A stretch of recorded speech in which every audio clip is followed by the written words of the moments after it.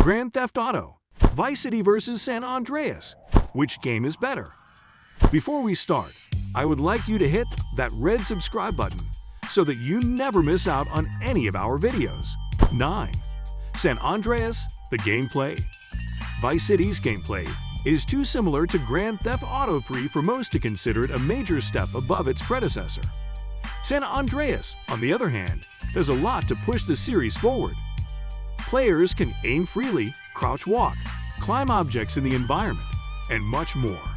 Movement and driving simply feel smoother overall. More missions involve shootouts, and they actually play well.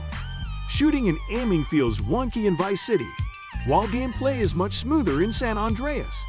8. Vice City. It's still the best version of the city. Grand Theft Auto 3's Liberty City is made worse purely because of Grand Theft Auto 4, which improved upon the setting.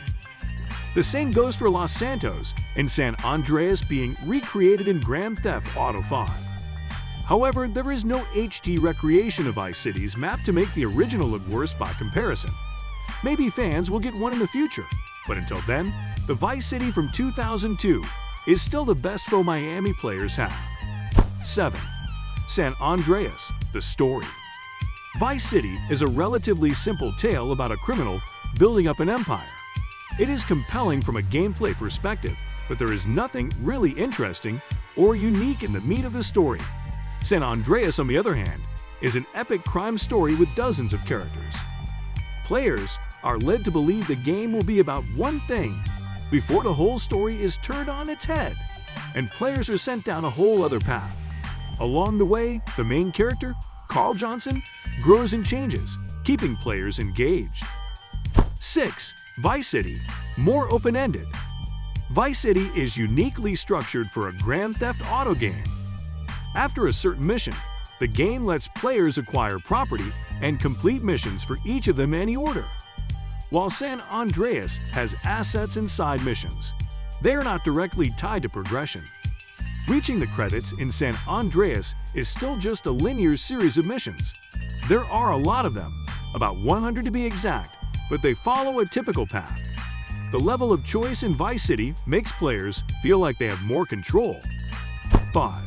San Andreas, more interesting missions. With about 100 story missions in all, the objectives had better be interesting for players to remain engaged until the very end. The missions cover all range of gameplay mechanics like shootouts, car chases, on-foot chases, and even flying to Liberty City. Vice City has fewer missions by comparison, and they offer less variety. As previously stated, shootouts are not as fun and movement does not feel as tight as it does in San Andreas. 4. Vice City. The Definitive Edition looks better.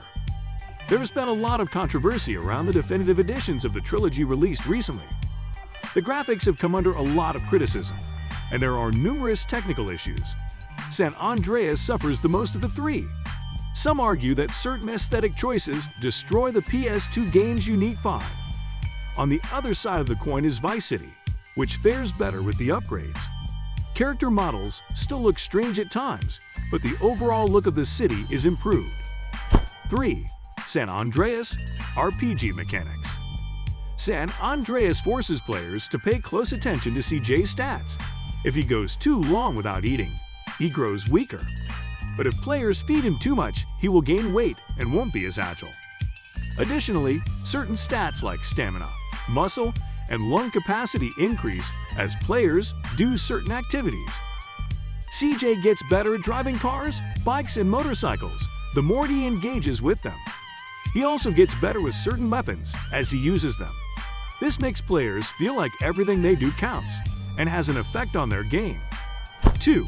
Vice City, faster pacing. It only takes a few hours for players to really get into the meat of Vice City.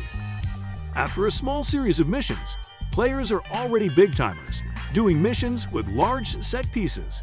San Andreas, for better or worse, starts smaller and takes a while to pick up. Just when players think they are in the main gameplay loop and ready to make the big bucks, the game throws a curvy ball and CJ is back to square one in another part of the map. While this type of pacing lends to San Andreas' grand scale, Vice City is more immediately gratifying. Many GTA players enjoy the faster pace and quicker build-up this title offers. 1. San Andreas, more varied landscape. While the vibe of the 1980s might be more enjoyable, San Andreas has a huge advantage when it comes to the maps simply because the terrain is more varied. Each of the 3 large landmasses has a distinct personality, and there are rural areas to explore. Vice City generally has one tone to it, while San Andreas varies greatly with its regions. There is something especially satisfying about doing a mission where the player crosses several areas of the map, really making players feel like they are traversing across a whole state.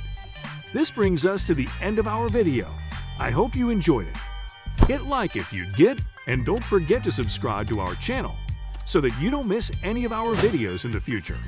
Also, watch the 2 videos that are on your screen because I'm sure you'll love them. With that, I'll see you in the next video.